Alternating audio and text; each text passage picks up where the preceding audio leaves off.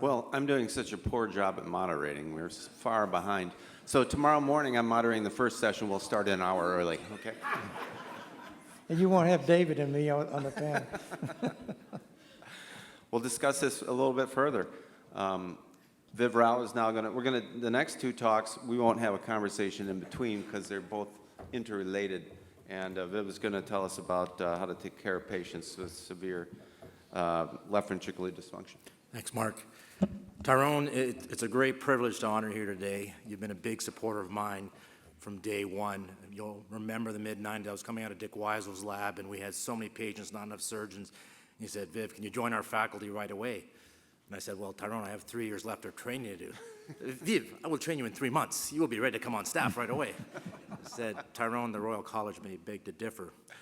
Fast forward a few years, and I took over the division head from you. And I had a meeting in Napa very shortly thereafter. And Jimmy, you'll remember this, because you told me, well, I hope Tyrone stops operating because he's going to be held to manage if he's still operating while you're division head. And I said, well, he's 66. He's probably going to slow down soon. 10 years later, I told Morale the same thing. He's 77. He's probably going to slow down soon. And I'm sure you're going to tell your successor, he's 87. He's probably going to start slowing down soon.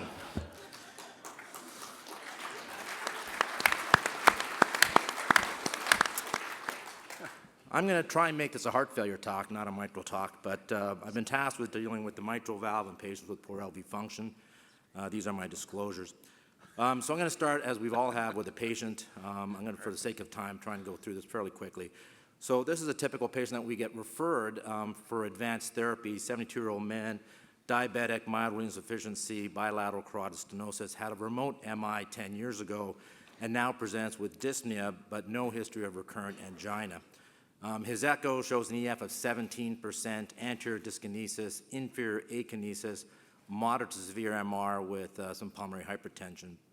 All of these patients get an MRI before they even see a surgeon, and it shows a thinned anterior and inferior wall, no evidence of viable myocardium, an ejection fraction of 10%, which is very common. The MRI tends to underestimate the EF compared to echo.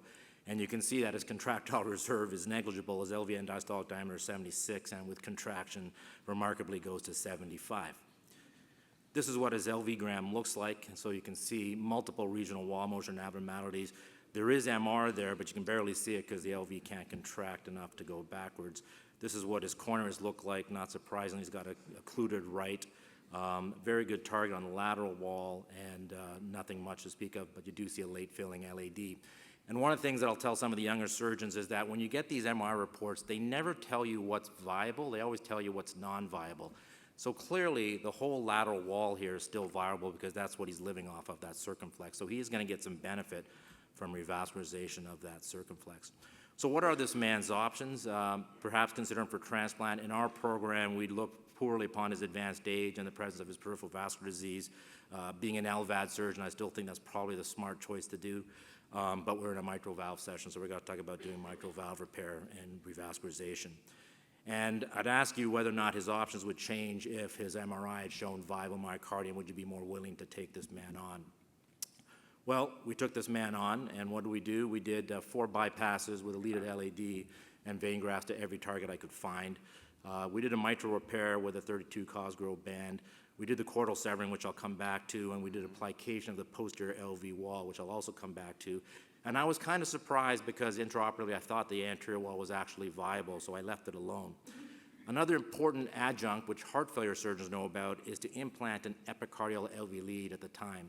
And anybody who comes to you with injection fraction less than 35 and a QRS complex more than 120 milliseconds would benefit from you implanting an epicardial LV lead. It will save them 4 hours in the cath lab of them trying to get a coronary sinus lead for CRT. And I'll show you in this particular case how it was helpful. And not surprisingly, he needed some pressure support and an anterior balloon pump to come off. So he actually did quite well initially. So on the first day, he was extubated, neurologically intact. He was on the usual cocktail of pressure support. Had a few wobbles, but we just couldn't get him off his inotropes after 10 days. So we took him back to the operating room to put in the ICD and the CRT, and really within 24 hours of CRT came off his inotrope. So here's an immediate benefit of putting that LV lead in at the time of his initial surgery, and he went to the floor 2 days after that. Don't let anybody fool you into thinking these people fly. They don't. They limp. So when they do well, they leave hospital within a month. And so he left on POD number 27. His pre-discharge echo, he still has LV dysfunction. He has moderate RV dysfunction. I was able to repair his valve satisfactorily, so his trivial MR, and his LV was now smaller with a little bit more contractile reserve. At 6 months, he started to have recurrent heart failure symptoms. The cardiologists were having difficulty managing his fluid balance. His creatinine, for those of you who, in the Americans, this is about 1.9. No change in echo findings, so still has trivial MR, but he's referred for a VAD workup. And I didn't mention this at the first time, but he didn't really want any advanced therapies. He wanted a conventional operation, and at this point, he's still averse to thinking about a VAD. 3 years later, he became palliative. He went dialysis dependent. So did we do this guy any favors by operating him with this high-risk operation? And that's open to debate. But there's no question that when you have mitral insufficiency in the presence of ischemic cardiomyopathy, it portends a bad prognosis. And this is a sub-study from the STITCH study looking at the presence of mitral insufficiency in those people with poor ventricular function, and not surprisingly, this has been reproduced by multiple authors, the presence of mitral insufficiency is a bad marker. What was unique about our STITCH trial was that we were able to look at the patients who had severe MR and were randomized to surgery, how many of those actually had an intervention on the mitral valve versus those that were, the mitral insufficiency was ignored because this was quote-unquote functional insufficiency. And the bottom line here is if you did not address moderate to severe MR at the time of surgery, you had higher midterm mortality. This is at 5 years.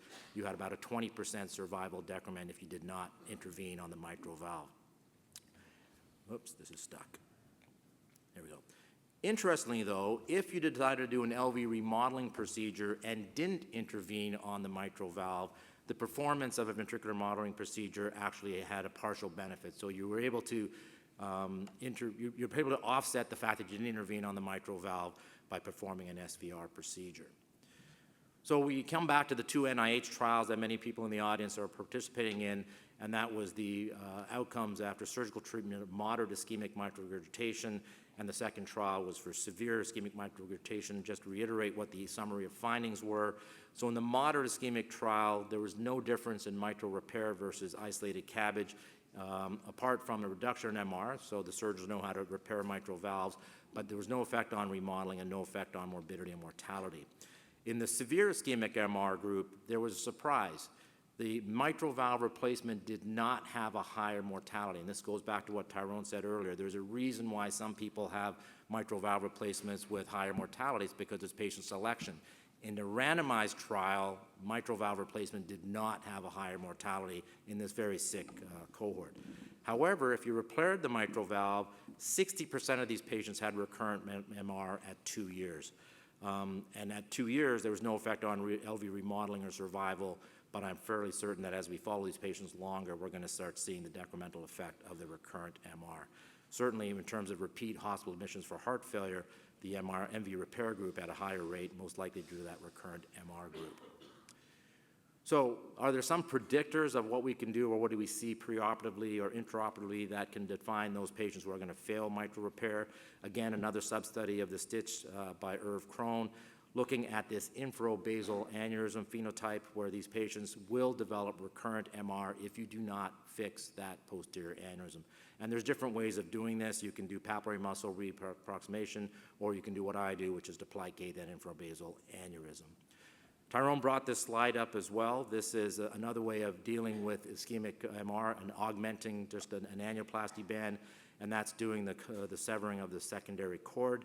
As we know that in MI, as the ventricle distends, it results in tethering of the leaflets, and by secondary chordal cutting, you can remove that tethering force and improve the coaptation and decrease the MR. This is the anatomy that you look at. So in the anterior leaflet, there's a very prominent strut cord. It goes to the belly of the anterior mitral leaflet, and if you divide that cord, you immediately see improved coaptation of the anterior leaflet. The posterior cord is a bit more complicated. There are multiple secondary cordi, which take a little bit more time to identify and divide. As we heard earlier, Mike Borger presented this at AATS, our initial results with 44 patients where we did this chordal cutting operation. What you may not have heard is Craig Miller's discussion of this, where he said, Mike, you're crazy, do not do this again. And the concern that Craig Miller raised was that there's a detrimental effect, at least in his animal models, on LV function when you sever these secondary cords. Nevertheless, Mike being Mike, he continued to sever the cords. So what do you do when you do this operation and the LV fails and you're trying to limp off bypass? And there, without talking to LVAD surgeons in the audience, a couple concepts.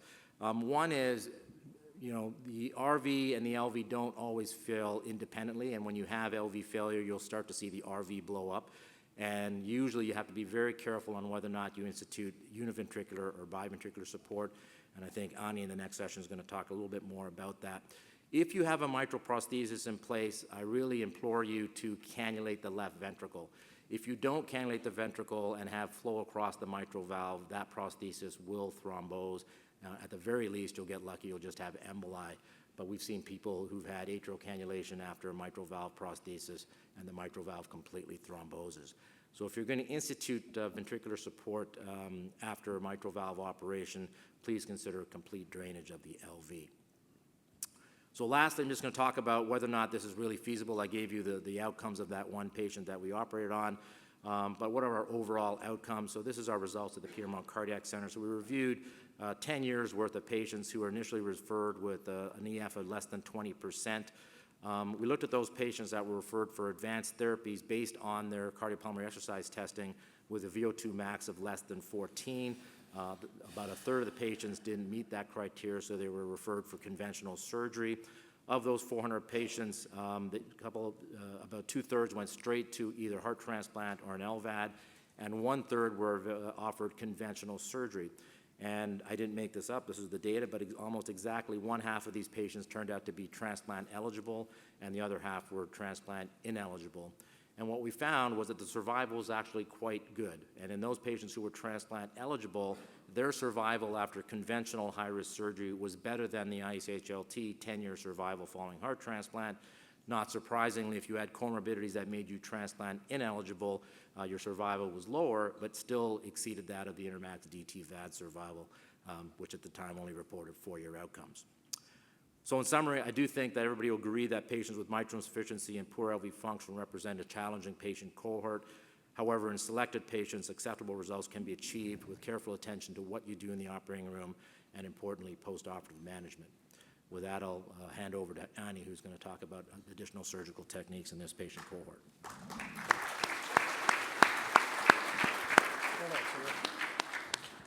Thanks, Viv.